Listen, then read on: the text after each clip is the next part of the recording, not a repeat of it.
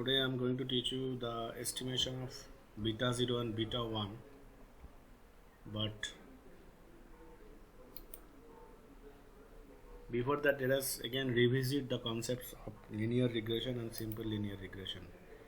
So what was happening here in case of simple linear regression is that first of all, regression analysis is a statistical technique for investigating and modeling the relationship between variables. Okay, so here we have these variables and we are trying to these points are there, delivery volume and delivery time. So delivery time is called the response variable and delivery volume is called regressor. Okay, so this is a simple linear regression technique. So these are the points we have, and then we are going to fit one curve onto it, and here in case of linear regression we are thinking that straight line is the curve that we are going to fit. Okay, straight line. So for that the equation, if we let y represent the delivery time and x represent the delivery volume, then the equation of the straight line relating these two variables is y equal to beta 0 plus beta 1 x, or beta 0 is the intercept and beta 1 is the slope. Okay, so here you can say that this is the intercept, this one is the intercept which is beta 0, and slope which is beta 1 is the slope. Okay, so linear regression model, now the data points do not fall exactly on the straight line. Once we try to fit the straight line, we are seeing that exactly all the points are not falling on the straight line. So some points are going out of straight line, out of the scope of the straight line, and hence it generates the error. So this is actual point, and this is you can call this straight line is the predicted outcome, predicted this fitting line you can call it's a outcome of prediction. Okay, so let the difference between the observed value y and the straight line beta 0 and beta 1 x, this x should be, it is not with one, it is x, okay, be error. So now some points are going out of the scope, out of the straight, it is not falling exactly on the straight line, so and hence it generates the error. Now this is the main thing. Now once error comes, then we are little bit slightly changing the straight line equation, which is beta 0 plus beta 1 x plus epsilon. Okay, so this epsilon is the error part that we are adding over here. This error may be made up of the effects of other variables on delivery time, measurement errors, or so forth. There may be many reasons why this error is coming and why this point is deviating from the straight line. Okay, so once this difference happens, we will call it is little bit erroneous, and our intention will be to make this error as minimum as possible. Okay, so and here beta 0 is called intercept and beta 1 is the slope. So equation 1.2 is called linear regression model. So this is actually called linear regression model. X is called the independent variable, and which is sometimes referred as regressor, and y is called the outcome variable or output variable, which is called response variable. Okay, now here you can see that to gain some additional insight, now how this error will be calculated. Okay, so this is my observed value, and this is the line that I am trying to fit. So observed value of y, so this y-axis is the observed value outcome.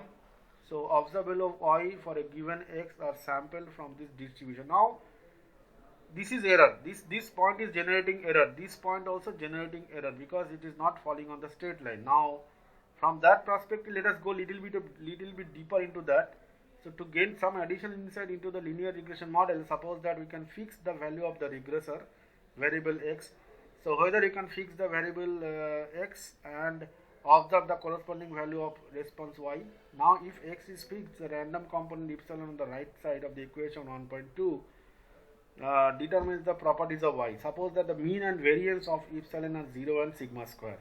Now how this error is actually randomly generated error, it's a random error. So and then errors are, let us also assume that errors are not related to each other. Now how this error will behave and how to minimize, because our intention will be to minimize this error. If you can come up with a term where the errors are minimized, then that will be a good thing for us, right?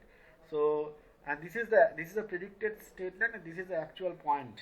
So the difference is the error.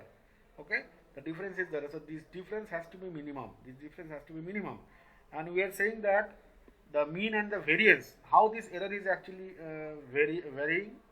Mean and variance of that error is nothing but 0 and sigma square. So sigma square is the variance, and mean we are assuming that it is 0. Then the mean response at any value of the regressor variable is this. This is the expected value y given x and mu x by y by x, and then this is expected value of beta 0 beta 1x plus epsilon, which is nothing but beta 0 plus beta 1x. Okay, notice that this same relationship that we initially wrote down following the inspection of the scatter diagram figure, this is the diagram figure 1.1, the variance of y given at any value x is this. Okay, so this is not important, but you remember this expected value, and this is the variance is sigma square. Now least square estimation of the parameters, I was talking about it because now you can see that we have majorly two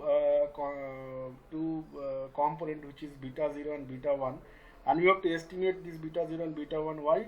Because then only you can estimate the error, and then once you can estimate the error, you can also minimize it. Okay, so calculating the parameter beta 0 and beta 1 are unknown, and that must be estimated using sample data. Suppose that we have n pair of data. Okay, here you have n pair of data set. Obviously, let's say n pair of data, meaning is that we have here n pair of data. So all these points are having x axis value and y axis value. Okay, so if there are, let us say, n number of points are there, then you can say that x1 y1 x2 y2. Okay, such kind of points are there up to xn yn. Okay, so simple linear regression model is a model with a single regressor. Now what is simple linear regression model? Simple linear regression model is a model with a single regressor x that has a relationship with a response y, that is straight line. So only y and x participation is there. If it is so, then we will call it simple linear regression. Remember the definition. Simple linear regression means only two participation. One is response variable, another one is the the independent variable, that is the regressor. Okay, for intercept beta 0 and slope beta 1 are unknown. These two are unknown, beta 0 and beta 1. So beta 0 and beta 1, if you can modulate it or you can do something about it, then the error will be less. The errors are assumed to have mean 0 and unknown variance v. Now how these errors are actually varying, that let us call that thing as a variance, sigma square, and that also unknown. Okay, additionally we usually assume that the errors are uncorrelated. So this is also another assumption. What is the assumption? That this error generated here, let us say this is E1, or let us say this is E2, E1, okay, and then this error is, let's say, E2. These two errors are not related to each other. Okay, they are not related to each other. If the relationship is there, means then things will be a little bit more tricky. But we are assuming that these two errors are independent, and there are many errors are getting generated. All are independent to each other. Okay, so it is convenient to view the regressor X as a control by the data analyst and the measured with the negligible error, while the response Y is a random variable. That is, there is a probability distribution of Y at each possible value of X. The mean of the distribution is this, and the variance is this, that I have already told you.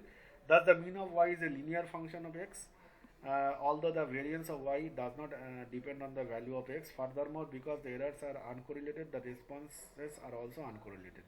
Parameter beta 0 and beta 1 are usually called regression coefficient. So these two, beta 0 and beta 1, are called regression coefficient. Regression coefficient. Okay, these coefficients have a simple and often useful interpretation. The slope beta 1 is the change in the mean of the distribution of Y produced by the unit change in X. So you know what is the intercept, right? If the change of the data X includes X equal to 0, then the intercept beta 0 is the mean distribution of the response Y when X equal to 0. If the range X does not include 0, the beta 0 has no practical interpretation. Okay.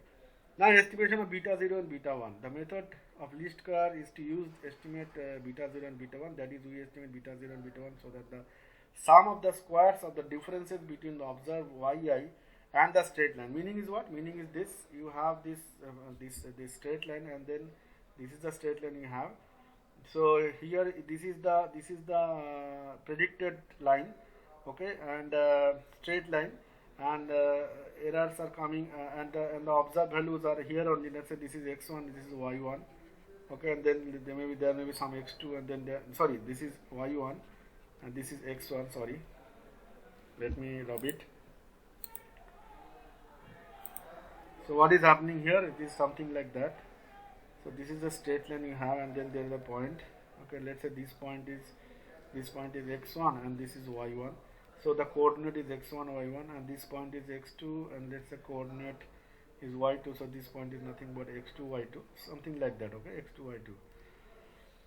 So here the observation y and the straight line is the minimum. Now this observation, the difference between this, so difference between this, let's say this is y1 and this is x1, and this is the actual point should have been here, but it is actually here. So this is the difference.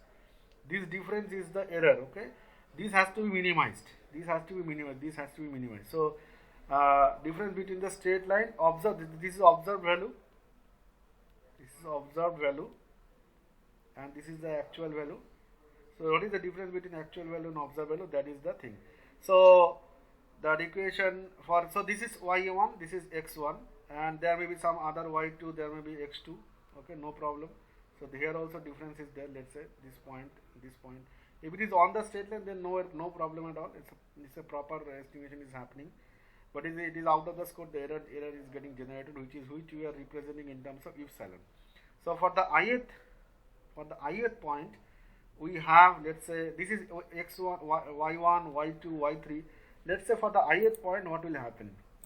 Okay, ith point. So the situation. Okay, here. Let's say for the ith point, let's say this is my x1, this is y1, and this is y2. Okay, and then let us say this is not even y2. Let's say this is, I will make it general. Let's say this is yi. Okay, so yi is the ith point. So we have to find it for the ith point. Okay, now for ith point, one second, hold on. So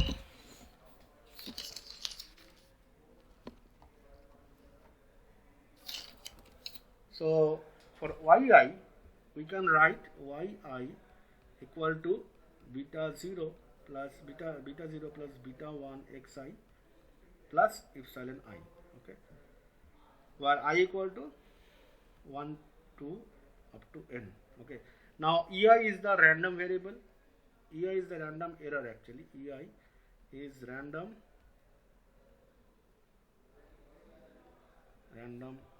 variable, which is actually the error with zero mean,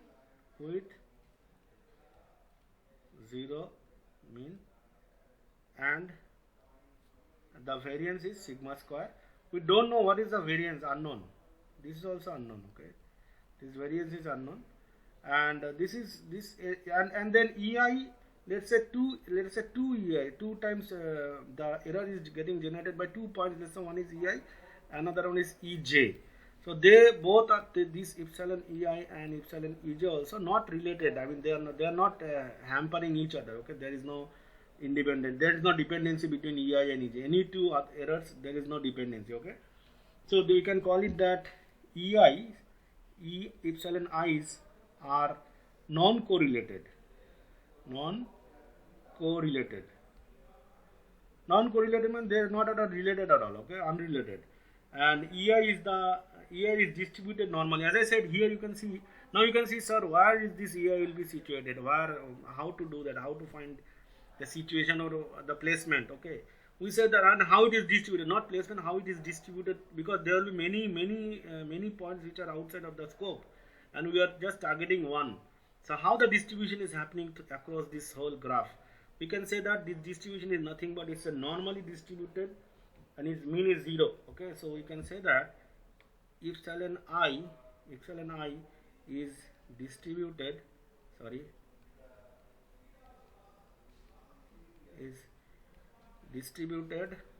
normally. That means normal distribution, there is no criticality into it, and normal distributed is mean is 0. How distribution is mean is 0, and variance is sigma square, and it's not variant. How it is variating, and it is variating like its variance is sigma square. You are saying so, okay? So we can say that epsilon I is nothing but normally distributed. You can call it n normal distribution, and then its mean is 0, and sigma square is the variance. Okay. Now let's see. So this is the situation you have. Now the ith value of the response variable coming from the ith value of the response variable is coming from, let's say, yi equal to n beta 0 plus beta 1 x beta 1 xi, or you can beta I xy, beta I xi plus, and no, not plus, comma sigma square. It's coming from there. This yi response variable is coming from these two component, beta 0, beta I xi, and comma sigma square. Okay, this is the thing we have. Now as I said, this one, sorry. Now as I said, this error, the difference between this, because this is a straight line, it should have been here. It should have been here. This one should be minimum as possible. As minimum as possible. This one. This should be minimum. This should be minimum. As minimum as possible. Okay. As minimum as possible. So let's say. Okay. Let's say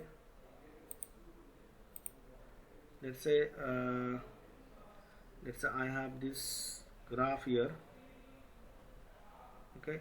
And then these are my points. Let's say I have 1, 2, 3, 4, and then 5.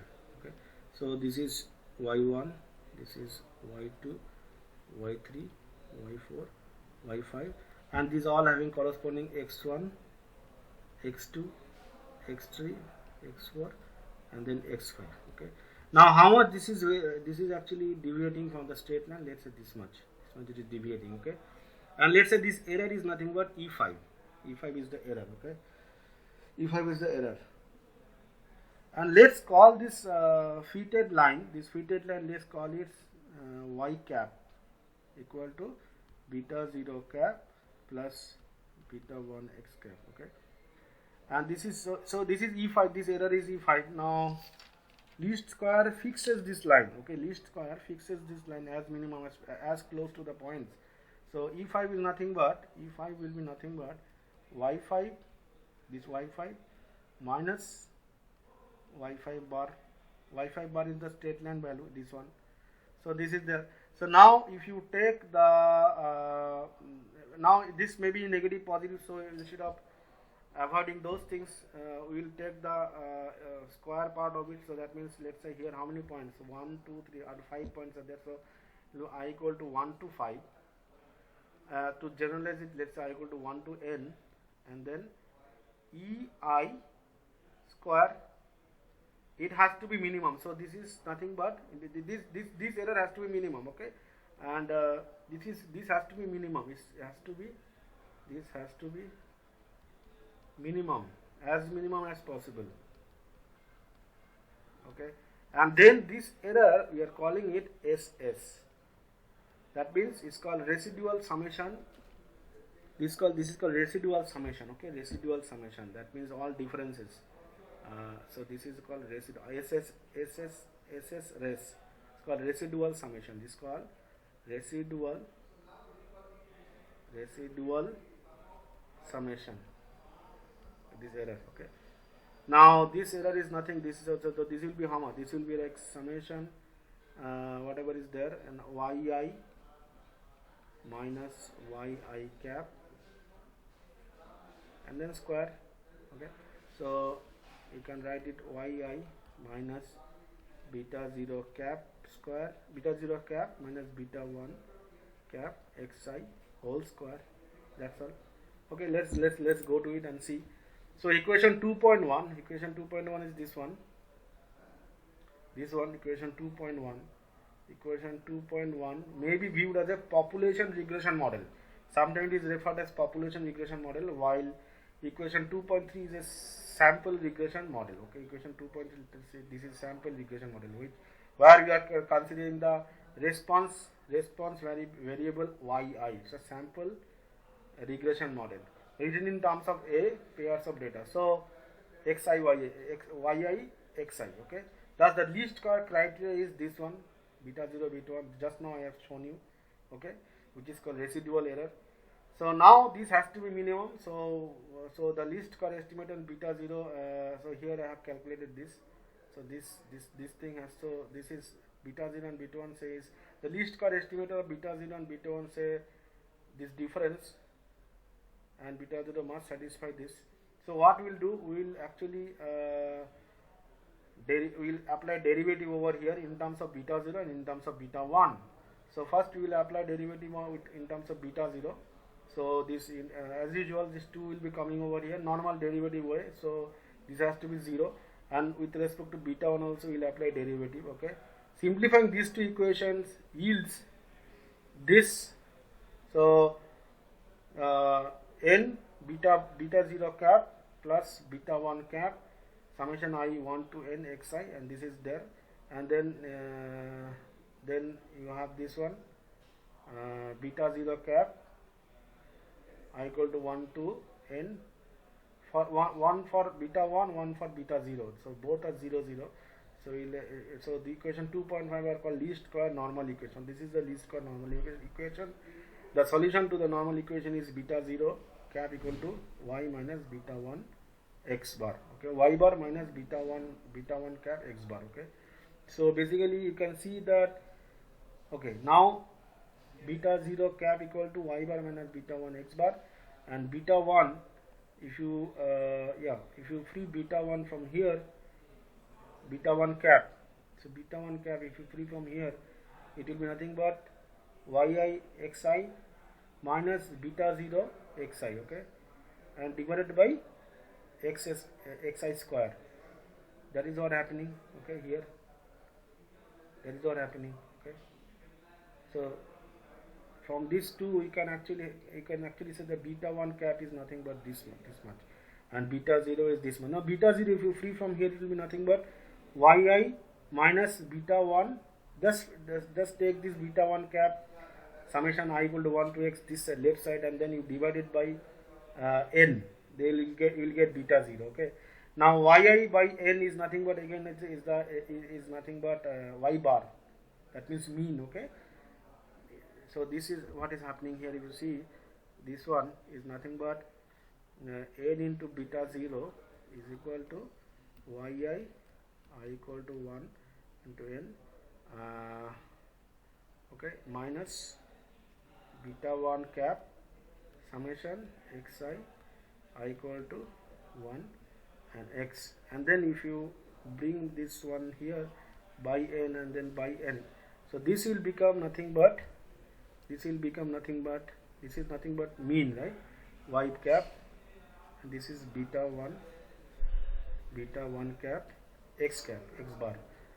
So this is a mean, this is y mean. Okay, so this is done. This will come from here, and if you free this one, so here you can see, so here what will happen. So here in this case I am just trying to calculate the beta 1. So beta 1 cap is nothing but xi square I equal to 1 to n, and then equal to this one is nothing but yi xi I equal to 1 to n, and then divided by this one beta 0. Okay, let it be here, then minus beta 0 cap summation of xi I equal to 1 to n.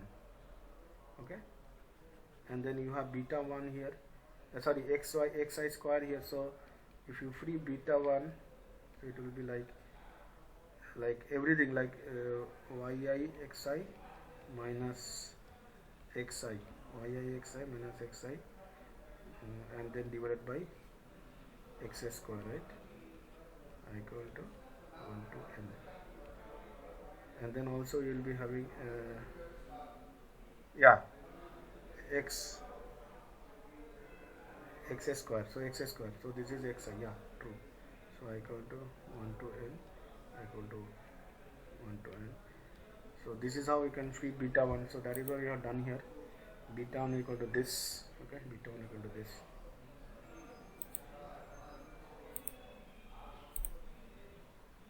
Okay, so beta 1 is this. So the y bar you can just for this y bar I have already shown you 1 by n by yi. This is called y bar, and x bar is nothing but xi by n for all I points and all y points, yi points. So y bar x bar just I have written here y bar x bar, which is nothing but mean only. Okay, averages of yi and xi respectively. Therefore, beta 0 cap minus beta 0 divided by beta 0 cap and beta 1 come equation 2.6 and 2.7 are the least square estimator of the intercept and slope respectively.